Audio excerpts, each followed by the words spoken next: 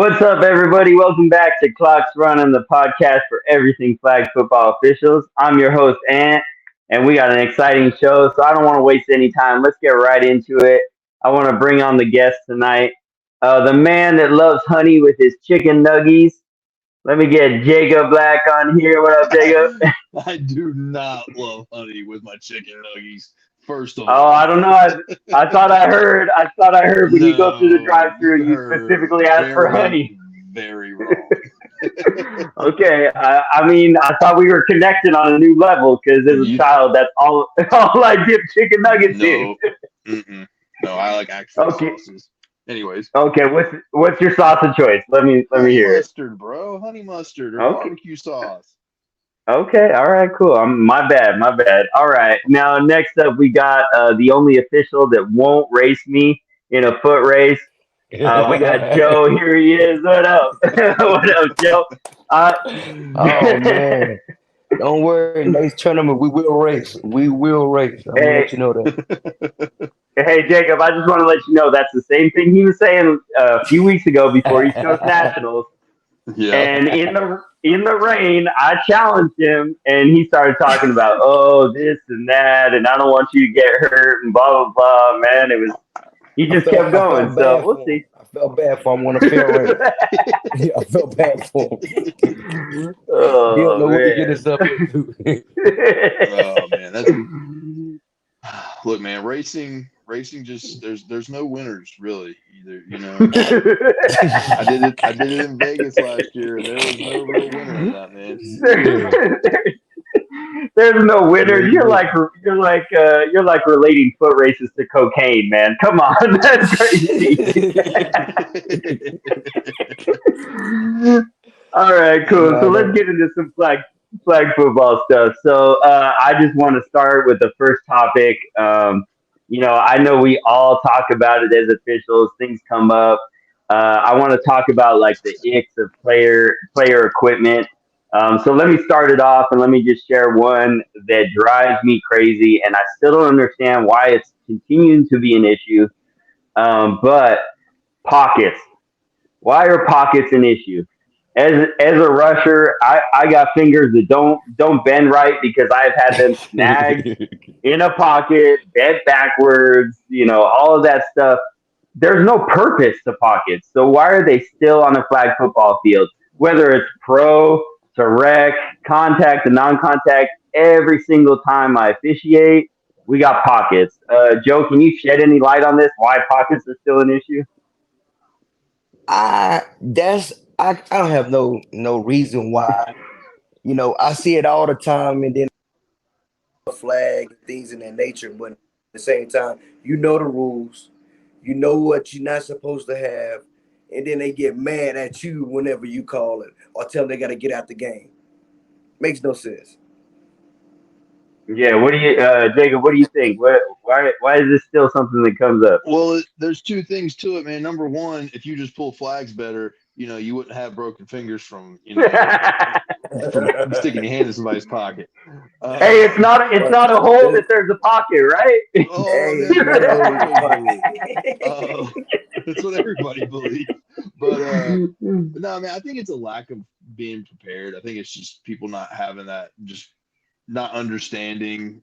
I think it's you have people sometimes who show up. We have people all the time that show up. It's the first tournament they've ever played in. It's the first time they've ever played anything outside of the Carroll County flag football league that plays with the Fisher Price triple threats as their like premier flag. Um, so they come out there to us. They don't have flags. They don't have. They barely have cleats. Half of them are in their tennis shoes. They're wearing jean shorts. They're out there trying to make the best of it, and they're not prepared. On the other hand, you have people who just don't care, and they'll be out there. They'd rather be out there as a social um, for a social status versus actually playing. So if they come out there with pockets, oh, they made a scene because they had pockets on. You know, that's what their weekend's going to consist of. That's what the Facebook post is going to consist of for them. So I think it's just a combination of the two. You see the people who actually care, who actually think about it, and actually are worried about it. They'll be the ones who don't have pockets, who are actually prepared or have the right uniforms on, and what's to be expected. Yeah, I mean, I think that totally relates to like guys coming in the rec division, novice, amateur, and stuff like that. But yeah, I would say the latter response is more of the pro guys that just think that they want to wear the orange pants that got pockets, and But I feel like at the end of the day, there's so many cool jerseys out there now where like just rock those jerseys instead because I just feel They like still at need to this have point, bottoms on. They still need to have yeah. bottoms on. Yeah, that's well. There's bottoms that come with those jerseys.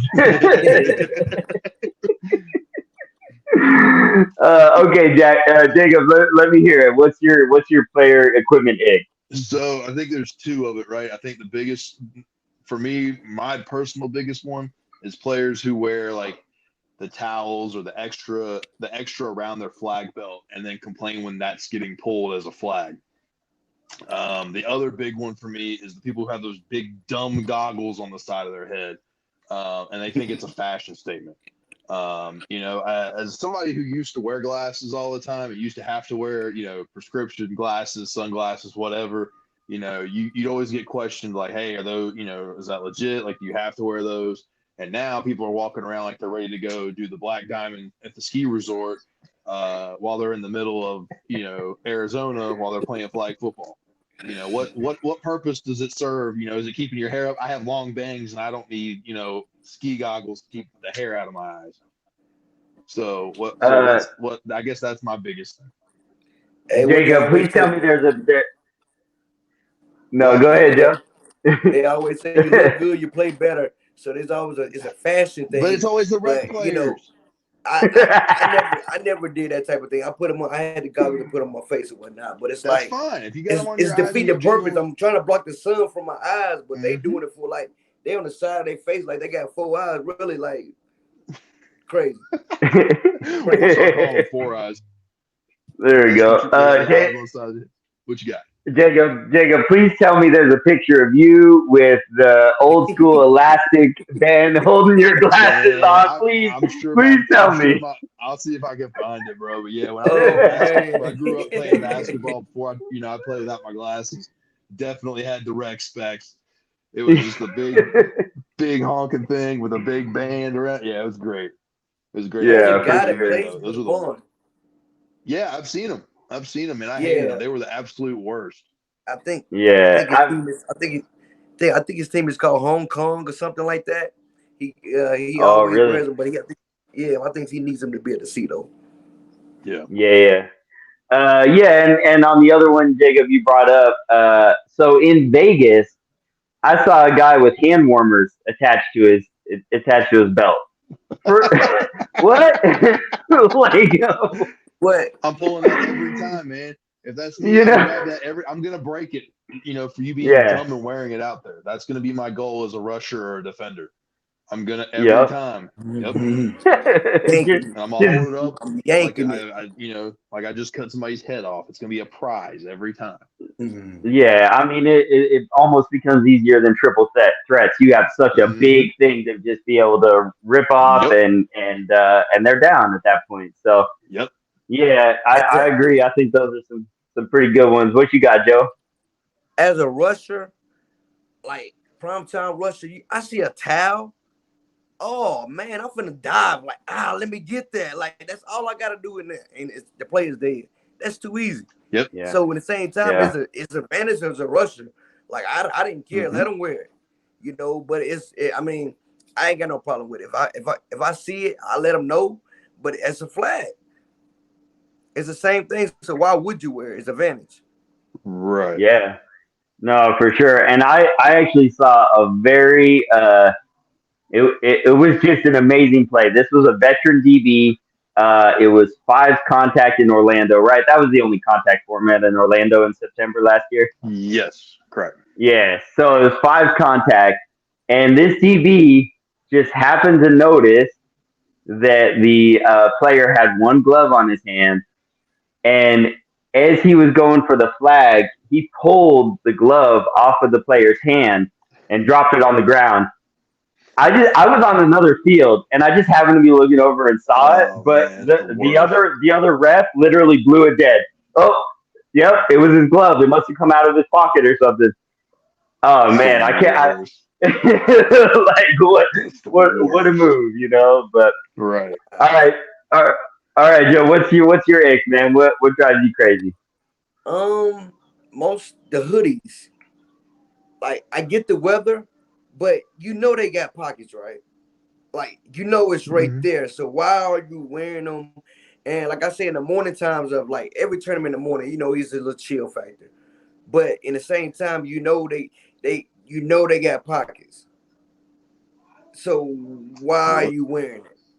So that's be the biggest thing in the morning when I tell them like take it off.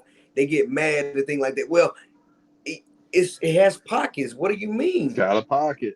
They Yep. only think because it's Yeah, the pockets on the pants. Like no, I'm talking it pockets anywhere. Pockets, Hmm. no pockets. yeah. Yep. Yeah, it's weird. I think there was this shift where players were just their jerseys were just getting tighter and tighter and tighter to the point where they were wearing mediums when they were linemen, and but to try to have an advantage where there's nothing really to grab on. I've kind of started to notice where there's some players that they're wearing really baggy stuff now just to try to get in the way as they're dipping, as they're spinning. What do you think, Jacob? Is that getting into a gray area with the jersey, or what are your I thoughts? mean, not really. I mean, I think if again, ultimately, as long as that jersey's tucked in, not you're not going to see too much pushback over it being baggy versus not because you think back in the day the original jerseys were those big thick mesh, you know, as long as they tuck in you're going to have it be a little bit looser. It's not going to be as a snug fit as a lot of these compression shirts. Me personally, I'm not a fan of compression. Number one, because I'm a bigger guy already. Number two, when I was skinnier, it's still like I didn't like everything being right on top of me. I like to be able to move around a little bit. um, so I don't think it's as much of a factor as people are trying to make it out to be, but I do think something to watch, see what happens with. Yeah, yeah. I mean, I've even started to see like the '90s basketball shorts that are extremely baggy, and I definitely think it does give an advantage. The rule that I feel like is now kind of, I don't know, maybe it's just an axe that I'm grinding lately, but I really, whenever I start with two teams, the things that I'm looking for is the flags being inverted, that those elbows of the flag are pointed out. And the other The thing that goose I'm just touch kind of, rule. yeah, I'm just continuing to try to remind players of is that the flag is not supposed to be able to swing on its own. So I'm having everybody tighten the belt and just try to keep it an even playing field. I just maybe that's just me, or what did you say? A deuce Dutch rule? Is that The is the that? goose touch, man. He is that is like his number one thing is to make sure that people have the poppers not inverted and pointed the wrong way. He says that's like the cardinal sin of flag. And I get it. It's not right. It's not supposed to be done. But it's not in my mind. It's not the biggest advantage ever, and if you slightly overlook it, it's not the end of the world. As much as he Yeah. makes it out to be, if you miss that, you might as well just never officiate again in his book. But hey, that's cool. Yeah, That's yeah. cool. So So did I hear right that eventually there's going to be a rule change with illegal equipment, or is that not happening? which mean Just as far as if some player scores a touchdown with illegal equipment on and it hasn't been caught before that play. no, mm-mm. Okay, so No. that's not If you changing. if you don't acknowledge it until after the play happens, we're gonna let the play stand. That's ridiculous for you. You can't go back like that. That wouldn't be. I think the only thing we do allow in our rule book to go back for is like downs and if we need to correct something like that. But if a play happens, you can't go backwards in plays. Just because you missed something, you wouldn't go back and say, hey, I missed pass interference 3 plays ago. So we're going to go Yeah, back and That mark don't it make back. sense. So for exactly, sure. that's kind of my mindset is hey, you miss it, hey, you acknowledge it, hey, we just caught this, This person now has to come out of the game. Touchdown's going to stand. We're going to keep it moving. That's the way I look at it. There's no you go back and Now, forth like that. You're gonna go down a rabbit hole that you do not want to go down. yeah, I'm Yeah, gonna yeah, tell yeah. you. I'm gonna tell you though, one that bothers me a lot though is the flags that move a lot. So in saying that, if you don't catch, like, they flag was in the back, they scored a touchdown. Mm-hmm. After each play, if they just stay where they are, you know what I mean, you want to worry about it. But it's like they get mad when they flags get turned around, when they miss the flag, and then they want to complain like, hey, his flag wasn't on the side. In fact, I can't go back on the play like you said. I can tell them at Yeah, each yeah. play to make sure they fix their flags. But at the same time, in a play that it does move, if I got the ball, but the defender over here, somebody over there, they flags don't move around. But the next play, the ball goes to them. I'm looking at the person who got the ball. Make sure you fix your flags. You're not looking at Mm-hmm. every play every time, and then when that play happens, it's Yeah. like his flag's not on the side. I would tell him, make sure your flag's on your hips. That's Yeah. it. Right. I think No. what players miss is players they'll play a game, and at most they'll play two games. Let's take pool play. If they play just their pool play games, they'll play two games, and it'll be part of those games because they're not in the entire time, right? Officials are on the field every game for every play. So it's a lot more daunting. It's a lot more that goes into it physically, mentally, that people don't realize, don't pick up on. So yeah, things like that. When they do get overlooked, or if something does get missed, that's what we have the acknowledgement for. Hey, we're seeing it now. We're going to fix it now. If it's not fixed again, we're going to go ahead and call it as a penalty. You try to show grace and not control the game and not be involved in the game more than you have to be. But we keep a level of control that's not over the top. Yeah, no, for sure. I think it's one of those things that if after a play happens, it's really easy to go up to that receiver or that player and just say, "Hey, can you tighten this? Can you fix this? Can you adjust this?" And then it's just moving forward from that. I had a situation happen at Worlds. It was Fives Pro, and a guy that plays only plays defense. I mean, every so often he gets on offense, but only plays defense.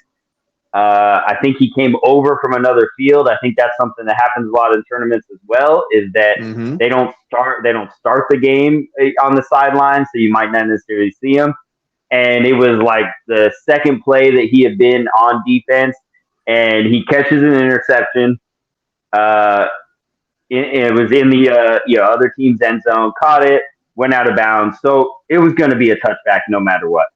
Right. Immediately that offense says, "He's got no flags on. It's no good. What are we doing?" Called over a director, everything. And I mean, ultimately the director said, "Hey, that wasn't going to prevent him not having flags on, did not prevent him from catching the interception. He caught it. It was a touchback.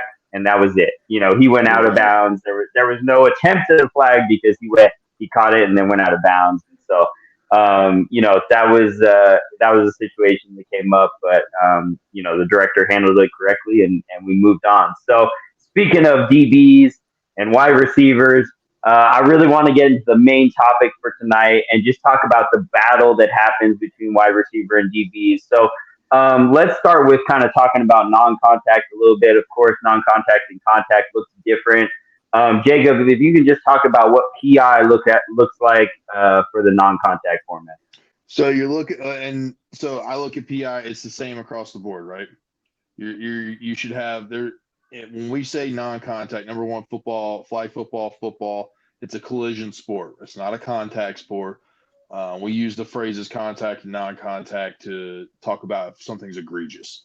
Um, so when I look at PI, when I look at wide receivers and DBs, I'm looking at how much contact is being made. If receivers, there's going to be some not necessarily hand fighting, but I guess that is kind of the right phrase. You're going to have a little bit of people trying to move, people trying to maneuver, trying to get leverage. But you're looking for things that are egregious, right? You're looking for a push off. You're looking for did somebody push somebody down? Did somebody use somebody to boost themselves up further to get to a ball? Things like that something that's going to gain an advantage. That's what we're looking for when we're calling PI. Something that we're not concerned with. We're not concerned if the ball is catchable or not. In flag football, there's no such thing as an uncatchable ball, because anything's possible in flag football. So we live with that mentality that there's no such thing as uncatchable. So if there is warranted, or an egregious, act on a defender or an offensive player, we're going to call it. Okay, yeah, and I had a situation happen this past Saturday that caused a lot of controversy, and the phrase that the player brought up to me was that the receiver had the position. Can you talk about the position and how that looks like? Because I did explain it to him. I just want to hear your thoughts on it, Jacob. So when you say position, you're saying the receiver had more of a right to the ball than the defender. Is that what they're trying to say? That's what they were saying. Yeah. Okay. So in my mind, you regardless of a receiver, like regardless of a right to the ball that both an offensive and defensive player have, you still can't go through a player to get position for the ball. You are allowed to attempt for the ball with the mindset of there's no one, if no one's in your path and you have a clear path, you're allowed to go for it. If both of you are going for the ball, if you're both meet at the ball and there's incidental contact, typically we're not going to call it. But just because you still have a right to the ball doesn't mean you can go through somebody. Gotcha. So, Joe, I'm going to explain the situation to you, and I just want to hear, your thoughts, what kind of call you would have made. So, essentially, the receiver was close to the sideline in the end zone. The DB was definitely beat. As these two players, they both jumped up. The receiver jumped straight up, and the DB jumped at an angle. Their hands both met at the ball. But there was definitely contact made with the momentum of the DB going into the receiver. So the catch was no good, but the offense wanted a PI. What would be your call in that situation? In that situation, position of what you're explaining to me, it's the amount. It's one of those things of how I look at it as if this contact where they're both going for the ball. I usually don't call pass interference because they met. You said their hands met. Now, at the same time, like Jacob said earlier, we're playing football, so it's not a contact sport, but it's a collision sport where when you go for the ball, I'm going to touch your arm. You're going to touch mine. We're going for the ball, and it's going to be that contact. Now, do I feel like if he get there early, if I feel like he got there early, or the contact came before the ball got there, but the head still touched, that's my judgment call. So if I see him any way, form, or fashion hit him before that ball gets there, I'm throwing a flag. Especially if some defenders are good defenders where they play their hands, not the ball. So if I see your hands go up, did he look back for the ball? Did he try? When did he? All those are a factor on the ref and how he looks at it. And as me, if I see him didn't look back, but I see him looking at his hands, and now I meet his hands, I'm gonna throw pass interference. He's, that's contact. He's not aware of where the ball is. He's playing off the hands, but contact did happen. Now, if I go for the ball at the same time, I look back for the ball and I see his hands go up, that's not pass interference. So depending on how the Gotcha. ref looks at it, where he is and what position he is and what he see in that particular play. Yeah, for sure. And I was on the line of scrimmage. Definitely happened on my side of the field. I felt like I had the best angle. The way that I kind of explained it to the receiver that wanted to talk more about it at halftime, as far as because he kept bringing up position, the wide receiver had position. So I said, okay, here's an example. If at the front of the goal line, the receiver is kind of set, he's kind of boxed out that position and the ball goes right into his chest, and the DB really makes contact to his back because he has no shot at touching that ball. That is Mm, where the player had position essentially. That's a very different scenario. In yeah. this case, I felt like the wide receiver gave up his position by jumping in the air.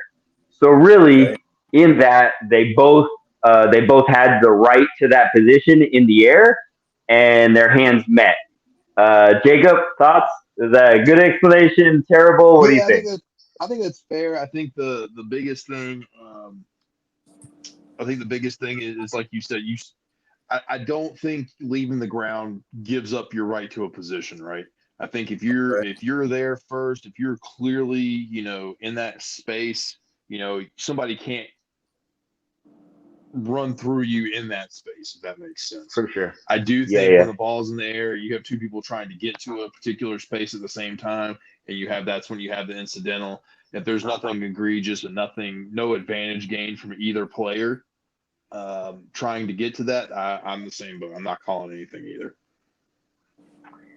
yeah. And I think one of the hardest spots where for us to be able to call correctly is a situation where it's a bunch formation in the red zone, and Yeah. all these pick plays and everything's happening, and a DB really like puts their arm around at the place of the ball.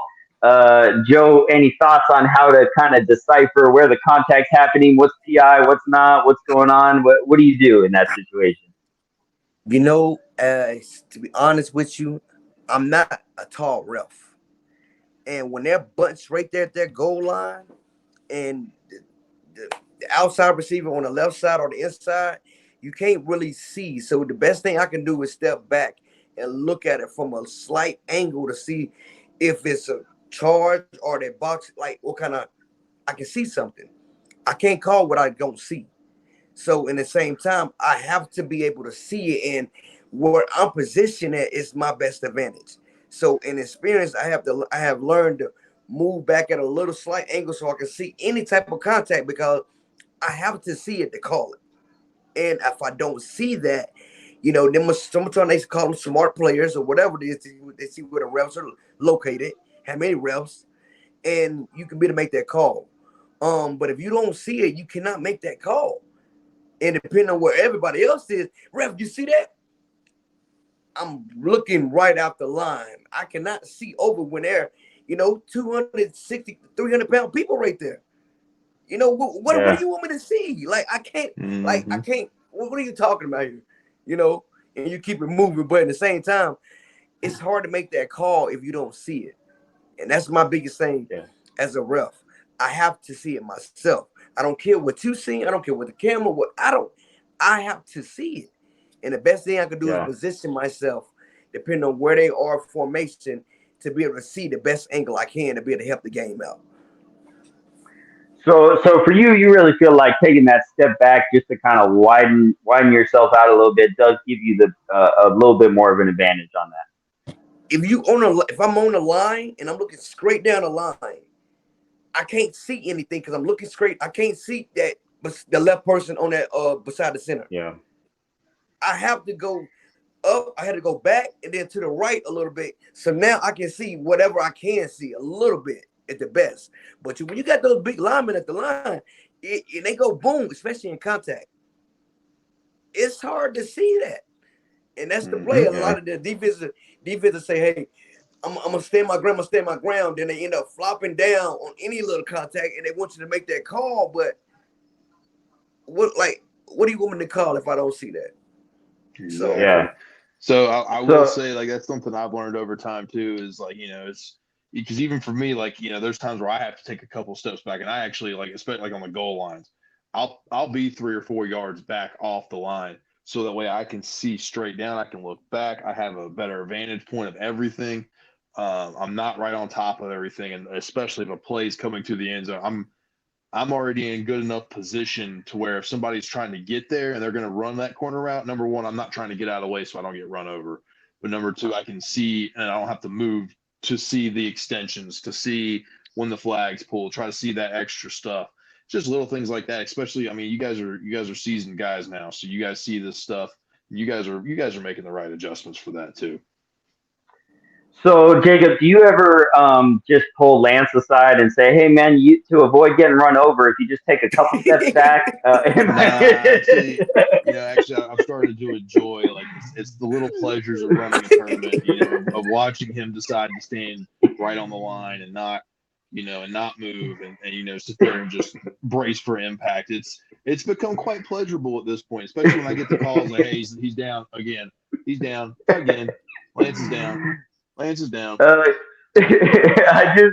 just feel like Lance makes this statement like, well, it was coming at me and I just couldn't move. And I don't know, maybe my reactions are still just a little bit faster than his or something, but I still feel like I can move. Joe, I don't know. Have you been run over at all? Really? I have never. Hey, I have never been. Hey, you see this right here? I still can move now. Don't get it twisted. You Hey, better knock on some but wood. I have failed running towards a play when it was wet. You know me, I'm running, and I slipped like the whoop. Now that don't Ain't happen, no but whoop. I You ain't never been ran over. Never ran over. Yeah, I'm gonna Okay. move out the way because I ain't trying to get hit either. I'm not, I'm not. Yeah, I'm not about that life no more. Don't worry, you're gonna Yeah, see how quick so I am. You're gonna see. You're gonna see how quick I am too. okay, so just just to get back to it, because talk is cheap, Joe. Just remember that talk is cheap.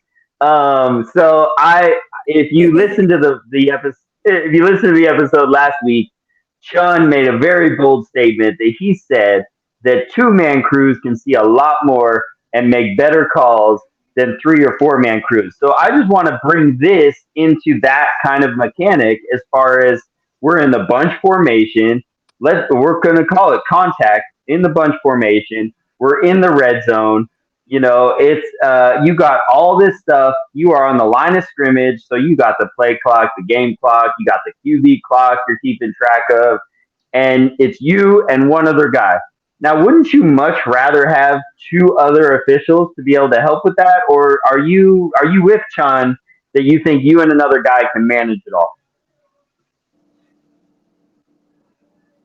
That's to me or Jacob. Yeah, That's yeah, to you. Joe. Yeah. I've already To given me, my. to I've already said me, my to piece on it. me, I would rather on that play on them plays like that because I'm telling you about me. Oh, I'd rather have a 4-man crew or three because in the same time in contact I can position on the line. I can have my other ref in the back of the fish on the back of the line to be to see in the back of the end zone to be to see that, and I have my other official on the left hand side in the middle. So they can see on top of the holding. I can see directly across the line, and I got a back official to see anybody to step out because when you seeing those receivers run, sometimes they may cross that back line, and it depending on where you are. If I'm on the 5 yard line and my official is on the goal line, no, say the 10 line, they're going for two. Okay, they're on the 12. So now I got an official that's on the front end line. It's hard for him to see a man coming on the back if he goes with the back of the end zone. He steps out of bounds, and I got a official that's on the front on the goal line. He can't really see that man if you got people in front of you. But if you got three, you can have somebody positioned on the goal line, the back, and I still got the line. That's, I mean, it makes me sense to me. No. It has to make sense, and that makes perfect sense to be in the perfect position with three people. Two people is hard. Yeah, yeah, and I think that's when it happens the most. I think I've realized more when having a lot of experience in two-man crews, going to opportunities to be able to have three or four, the amount of times receivers step out of bounds, that is a 7 yard end zone. The amount of times it happens, but if you have a two-man crew, It's uh, a lot. I mean you're missing a lot of that. And so let's just keep it rolling as far as the catch and wide receiver DB battles go. Jacob, can you just? Oh, you got something? Go ahead. I do have something for you. So this just got Okay. sent to me. I'm gonna kind of go off script. I'm gonna catch you guys. I want to see what y'all think of this. So follow me here, okay? So earlier today on Facebook, it got posted. Someone took. Actually, they took from one of the officials' group chats where we quiz them and ask them questions and stuff and try to gauge where everybody's at. The question was posed: true, false? There has to be contact in order to have an impeding the rusher penalty. Okay, so that was what was posted. Several people went back and forth on it, but it seemed like it kind of ticked a person particularly. They think that there shouldn't be any, I guess, call. But this guy came out and finally said, impede at your own risk, rush at your own risk, play wide receiver at your own risk, step into your throw at your own risk to be more clear. That's more clear than at ref's discretion. He said, I'm going to throw a tourney for $15,000, and illegal contact is the only penalty that's getting called. That's hitting a defenseless player and not going for flags. Everything else, the ref will say it's football and everybody's good. Now, let me ask you guys your opinion on this, because I read things like this and I say, I know what you guys make as officials. I know the standard you guys hold yourselves to. I also know the quality of officials that we have that usually appear on the Clocks Running show. Would you, number one, want to officiate a tournament like this? And after we get past that, let's just say, would you want to officiate a tournament, let's say with standard USA flag rules, with that kind of money on the line? Okay, so Jacob, just explain your question a little bit. I guess I just meant you talking about putting a bunch of money on the line, and what was the stipulation? So the first part of this was, number one, this guy wants to he wants to have a tournament where the only penalty called is illegal contact, basically where you blow a player up, like hit a defenseless player, pause, and then you're not going for the flags, basically saying PI is legal, saying, all this, that No. there's no impeding going to be called, there's no extra stuff, like it's just going to be football. Basic, almost sounds like an outlaw style, where there's just no penalties except for if you potentially injure a player. No. Joe, go ahead. You can answer it. Yeah, I'm gonna tell you right now. I wouldn't want to ref that. Yeah. To be honest with you, because there's a lot of, when it comes down to making that only call, it's a lot of things that falls in line where you're gonna feel like, and there's gonna be a lot of argument back. I don't know, because you're still on your judgment call. Where I feel, and that's a fine. So I'm gonna say no. Nah. No pass interference. I Absolutely, can that's fair. basically just knock you down.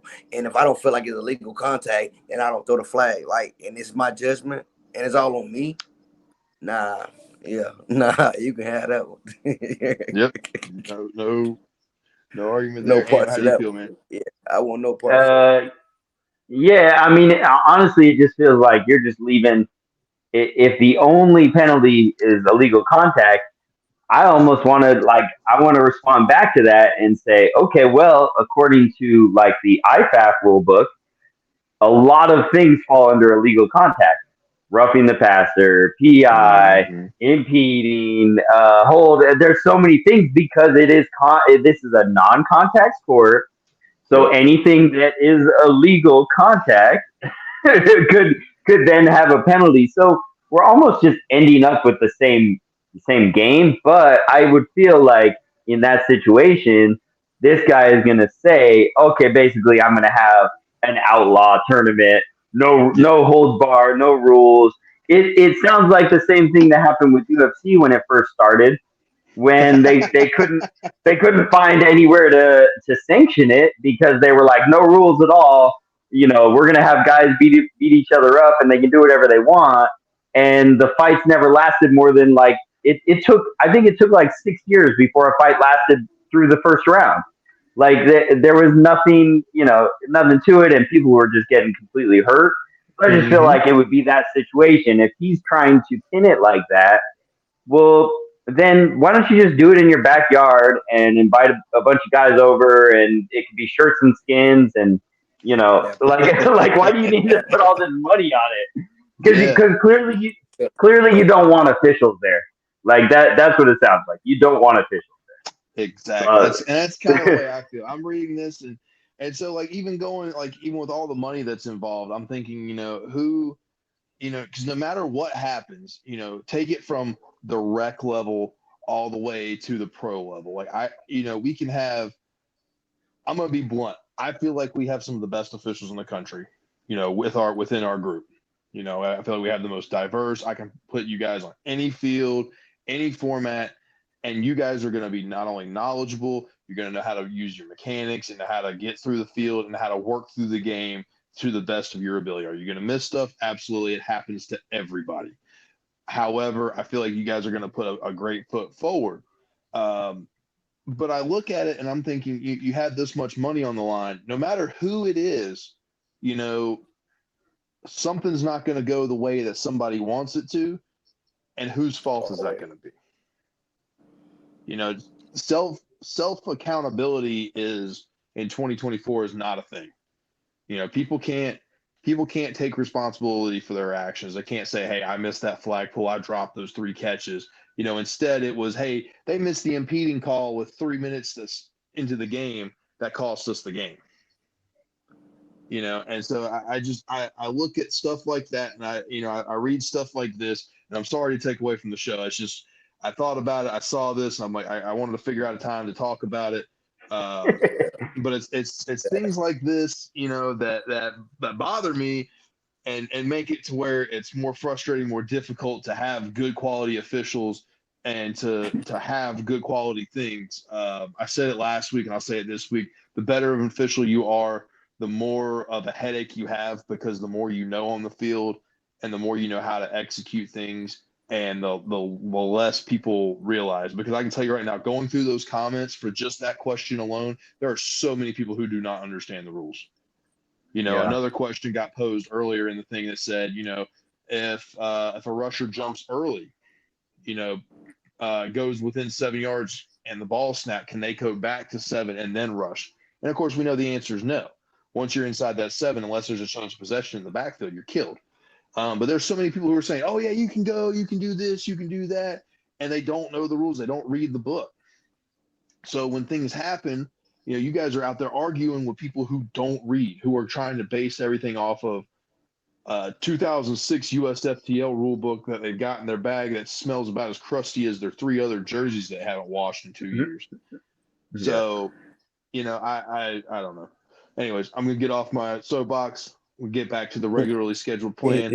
And thank you for the time. I appreciate. Sorry for letting me have my moment. No, that's good. Definitely don't apologize. I mean, ultimately we are in this world of social media. We're in the world of, there's so many people that are now trying to make a business off of recording things and putting stuff up on Instagram and all this stuff. And Jacob, I will tell you, something that I brought to your attention about something that happened on Instagram, where there was a call that happened in Vegas with an official that I know very well, and her face got zoomed in on in Instagram.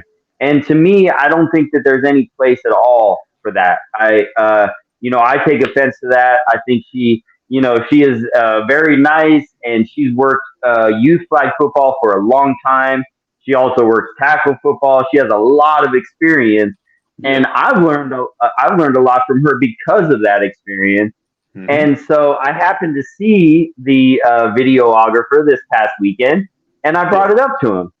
And first and foremost, I said, "Man, why you gotta zoom in on someone's face like that? That's not okay. Like, she's making a living. She's got to continue to do this. You don't want her to get bullied or picked on because of something that you post." And his first response was, "Well, it was right in front of her face. She missed it." And I said, "Hold on now. Why didn't you zoom in on the official that it was on the other side of the play? Because that's really where the penalty happened."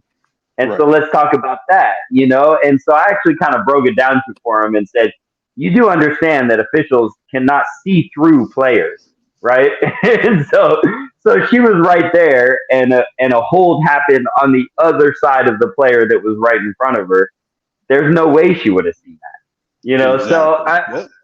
So ultimately he probably didn't listen to me because he spent that whole day this past Saturday complaining. And I brought, I mentioned that to him. I said, you can't complain every single thing I call. And he said, yeah, I can. I said, it doesn't change my calls, right? He said, yeah, but I'm still going to make sure my voice is heard.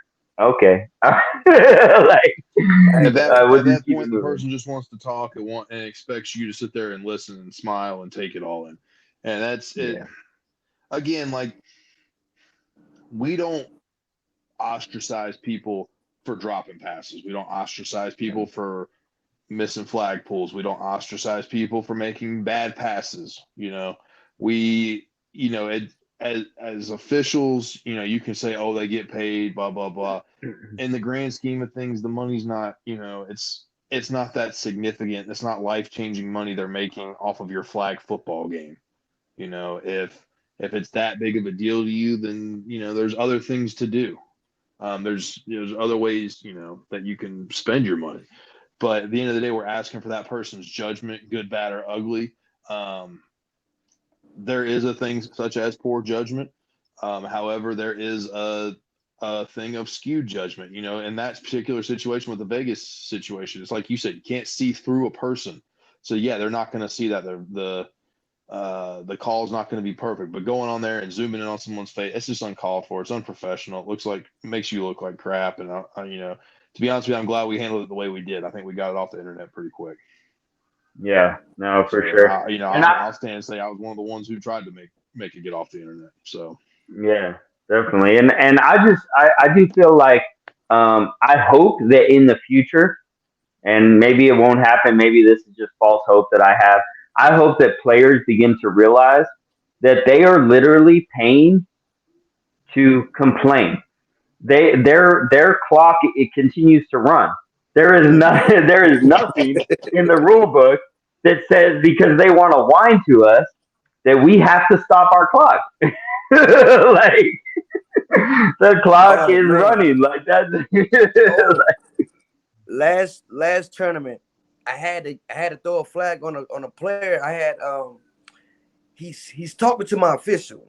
He walked the 7 yards and he's yagging him. He's yagging him. And I'm like, hold up. He can't do his job if you're yagging in the ear, because the official was like, kept turning back to him. And I'm like, wait, I'm going to give you a warning now. Leave my official alone so he can do his job, because soon he's not able to do his job. That's when something happens, and then something else happens. So allow him to do his job after the play is over, whatever. But you're not going to sit there and do that to them, because I feel like we have to watch the game. But soon you turn your head away, something happens. Mm-hmm. Yeah. No, absolutely. And Joe, I had literally the same situation happen this past weekend. It was a draft tournament. We're in the championship game. The offense scores. They get the PAT, and there are two players on the team that was just on defense. They're both talking to my other official. We're on a two-man crew. And so he's stuck in the back of the end zone. Now, the team that was on defense, their offense has now come on, and they're trying to move forward. So I need my official to be on the 7-yard line. Yes. And so immediately I threw a flag. I did the same thing. I said, this is a warning. Oh, well, he was explaining stuff, all this stuff. I said, that's why I gave you a warning. We got to keep this moving. As Lance Lou said, we got to go. We got to go. He cracks me up for that. That's the best way. We got to go. We got to go. Yeah. Yes. I feel like every time I officiate with Lance, I feel like he continues to humble me every single time, and like we gotta go. What's the call? What are you calling? I'm like, the call. We gotta go. Like, sometimes I want to be like, Lance, just turn your hearing aid up a little bit, because I said the call to you. I said the call. The signal hold. We gotta go. I love that guy. I got a ref for Lance. I never ref for Lance. I want to ref with. I mean, he came and helped me out a couple games, but he was my back judge, so he wasn't as verbal as I was. You know what I mean? So it's like I want to get him on there where he can just be verbal. He's a great helper. So he didn't say that we gotta go. He didn't get we gotta go. We gotta go. As soon as I see it, soon he do it, I'm gonna bust out laughing. Like, well, just make the call. What is it? Just make the call.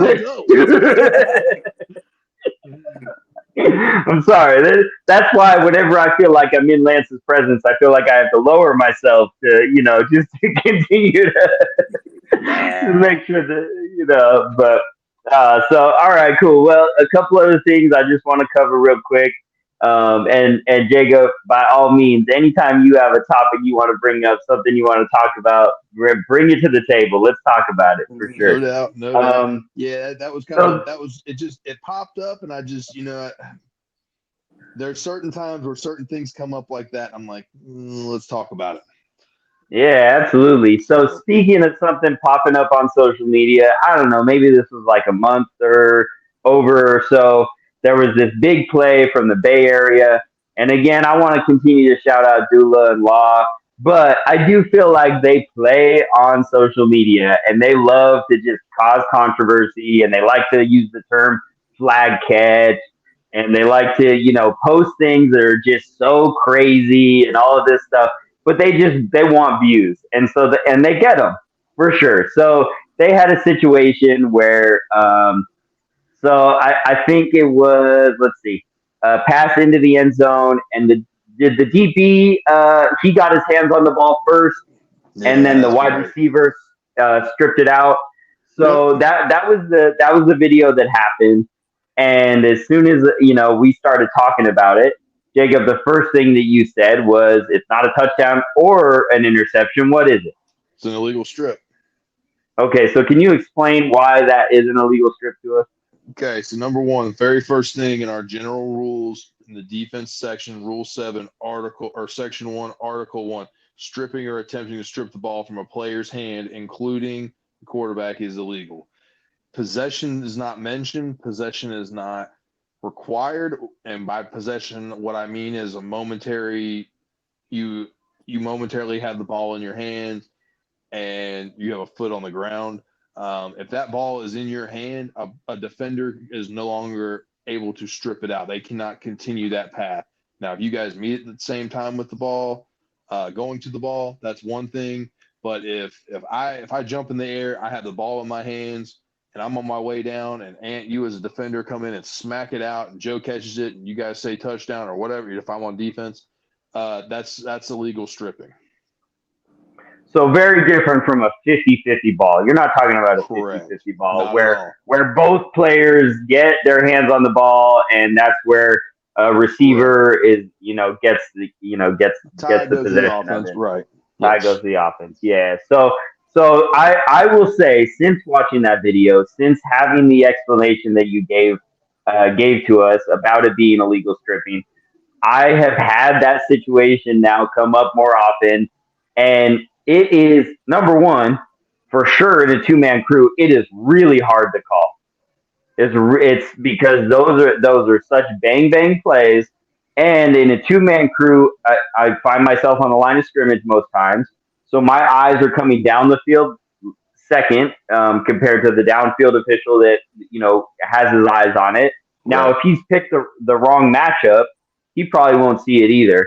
But I Hmm. have had it come up a couple times where I'm like, okay, clearly the receiver had it in his hands, and the DB came up and just smacked it away, and I called it. And it has had a huge ripple effect in those games because it's probably not a call that has happened very often. Joe, have you called an illegal stripping recently at all? I have not called illegal stripping.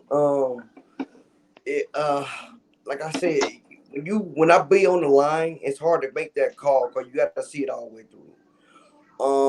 But being in the back judge, I have not called illegal stripping, being to the fact that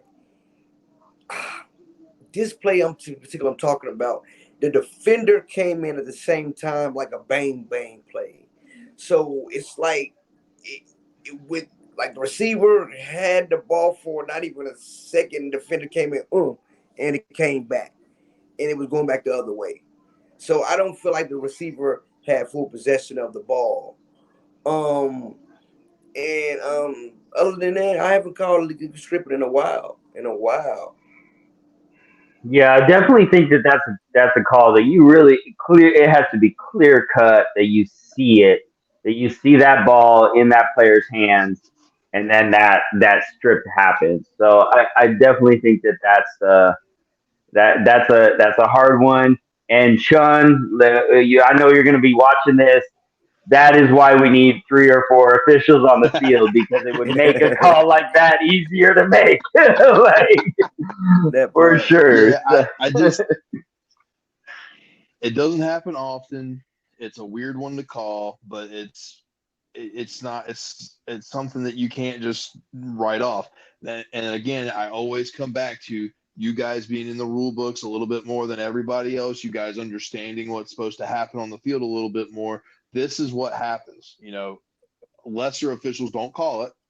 And it's again, it's there. I tell people all the time, it's their judgment. If you don't think you have that, you don't think it's intentional, you don't think X, Y, and Z have happened to make a penalty happen, or whatever has to occur for a penalty to occur, or anything like that, you don't call it. It's your judgment. We hire you for your judgment. We trust you for your judgment. However, if you know it and you see it and your interpretation is that's what happened, you absolutely have to call it. So, and Yeah, again, I commend you guys for realizing and seeing these things and getting these details right. It's just going to make you guys better in the long Yeah. yeah, I definitely think just being able to. I mean, I appreciate the videos that are slowed down. I think something that we always try to do with these slow mo videos is definitely remind ourselves that our eyes don't work that way. Our eyes don't slow everything down. That's why I hate Plus, it, to be honest with you. plus we try to see, okay, where are the officials in this video? Because Right. where is their angle? So maybe the Mm-hmm. camera has the best angle in the world. Well, maybe that dude should drop the camera, and put on some stripes and help us out a little bit. That's you know, That part. you know. Now, hold on one second, but I'm gonna tell you, and when quarterbacks have the ball and the rusher's coming, it been a couple times when I rush and my hand hit the ball, and they like to yell out stripping. Um, but I'm going for the flag, right? And your flag's on your way. So when they try to turn with the ball right here, it's not scripting because you putting the ball in the angle of like almost like a rusher. You have a That lane. is what I we have call a rights to flag guard. could be, but they didn't call flag guard because the ball you post because they got the ball right there. They try to move, and it's not like it's the ball is like real low where their flags are. But at the same time, as my angle going for your flag, I hit the ball as I'm going for the flag. There's so in my mind, and again, it's number first and foremost, it's officials' judgment. So, Mm-hmm. again, if they don't deem it as that, then we're gonna ride. I'm never gonna argue it. You know, I'll argue for what they say, because again, it's their judgment. However, in my mind, you have a strike zone, right, from your knees to where the numbers would be on a jersey, or where they should be. If you're in that strike zone, going for the flag, I'm never gonna call illegal contact. I'm not gonna call holding unless there's an egregious pull or something like that. You're allowed to miss a flag pull. And if you have the ball down and anywhere in that vicinity, trying to maneuver around and not get your flag pull, I'm calling flag guarded if the ball pops out. Yeah. You stick the ball down that low, trying to avoid you.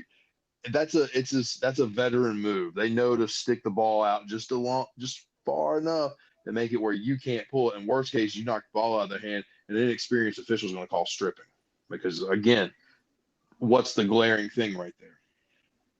Knocking the ball out Yeah, of the their ball hand. came out. Yeah, and Exactly. so Joe, and I had an example this past weekend. It wasn't the quarterback, but it was a ball carrier.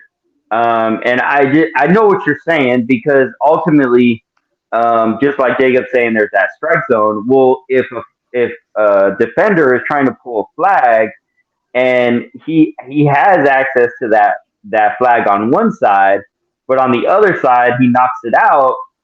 Where does that come down to? And Jacob, correct me if I was wrong in this situation, but I actually called offsetting penalties. I called a flag guard and illegal stripping, So and I replayed the down.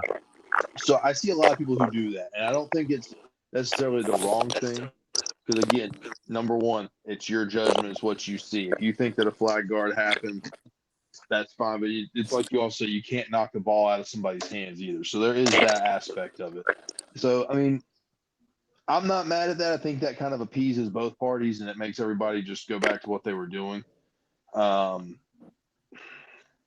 really, it kind of situation to situation. Me personally, I'd probably just call flag guarding and move on because again, that's what they're doing is they're making an attempt for the flag. Um, they've got to go for the flag. And if they're putting the ball out trying to prevent that from happening, then it's a flag guard. Yeah, and I think, and actually, just thinking back to that situation, that was a scenario where me and my other, the other official, we came together, and we had both thrown flags. I think I had thrown the flag guard, and he had thrown the illegal stripping, so that is why it ended up being offsetting. But I think that's a good scenario where Yeah. it's good to come together and talk about it a little bit. Yep. And again, like So if you guys come together and that's what your decision is, no one's gonna fault you. No one's gonna, we're gonna keep it moving. yeah, for sure. That because Okay, at so the we end of got the day, that's what y'all are trying to do. yeah. So it looks like we lost Joe. I don't know what happened, but just Yeah. one last thing we want to cover is batting. So if you could just talk real quick about batting, and then we'll wrap this show up. Yeah. So a receiver cannot what we consider batting is a receiver cannot intentionally redirect the ball in the direction of the end zone to further advance the ball. So what we're talking about is a receiver can't make what we would call you would throw the ball to an intended receiver. That person instead of catching it volleys it like a volleyball back further to advance the ball further to another receiver. Um, we had a situation. I think I sent you the video last night where receiver went for a 50-50 ball. The first time he didn't catch it. The second time they go back up, and that receiver, all they do is they just knock the ball over to a teammate who ends up catching it for a touchdown. The call on the field was a touchdown. It's nothing, not our organization. It's not within us. So again, and again, that's his judgment as to what happened. He could have said that he unintentionally batted it and he tried to catch it. It's his judgment. However, in my mind, it was textbook batting. Um, you can't volley the ball. You can't alter the path of the ball to try to gain an advantage. Yeah, and I'm reminded of a situation that happened. It was the IFAF Continentals last year. It was USA Mexico for the gold medal. Mexico was down, but if they had scored, it would have put them up by I think 3 points or something like that. So in the IFAF rule book, there's this weird thing that if at any point one of your flags gets pulled, as soon as you get possession of the ball, you're down right there. I guess what happened in Israel during the COVID years, there was a player that literally he knew his flag was pulled, and he just kept doing this with the ball all the way down the field and scored Until he scored. Mm. because he never had possession. Yeah. In that U.S. Mexico game, the player saw that his flag had been. He was the star. He was the double quarterback. So at some point, his flag got pulled. Then he went out as a receiver, and he batted it forward, but he did it a little too much, where it was in the air, and he took a few steps and then caught it in the end zone to score a touchdown. They called illegal batting. It was a turnover on downs, and U.S. ended up winning that game. So That's a I think big about call. that. Yeah. Yeah, I think about that with illegal batting. But I mean, that Mm-hmm. video from last night was a perfect example of it as well. Yep. I do think I'm right here on it. If you look under our rule book, it's rule 6, section 7 under catches, article 3. In the event of a bobbled catch, i.e. the catch is batted about by the receiver in an attempt to catch it, and the intended receiver is deflagged before taking full possession, there's no penalty for early flag pull. However, that receiver is down where the flag is pulled. Hmm. So they can bat it all around. They can go 20 yards down the field. They have to take obviously possession inbounds. So it has to be a Yeah, completed catch. But the ball is going to be spotted where the initial flag pull happened. They're not going to get gotcha. that bobble 20 yards downfield. Yeah, for sure. Oh, that's good to know. All right, cool. Well, I think we covered the catch and wide receiver and DB battles pretty good tonight. Mm-hmm. Uh, Absolutely. you know, we're everywhere, and we continue to thank all of our subscribers and our followers. So we are on Instagram, we're on TikTok. Jacob, for you, we're on Facebook. Yep. We got we got we got YouTube, we got Spotify for the people that still listen to Spotify. We are continuing to try to add platforms best we Yeah. can, and we're just going to keep it rolling. And Jacob, thank you so much for joining me tonight. And Joe, appreciate you coming on too. So Absolutely. Hey, and real quick, anybody who sees me in San Antonio, I think we'll probably get on the show next week before I head out to San Antonio. But just to preface this real quick, if you see me in San Antonio, mention clocks running, I might have a little gift for you. So there we go. just check in with me. I might have a little something for you. So Nice. I love it. just mention the show. All right, man. All right. Have a good night. Hey, you too. Appreciate it. Later.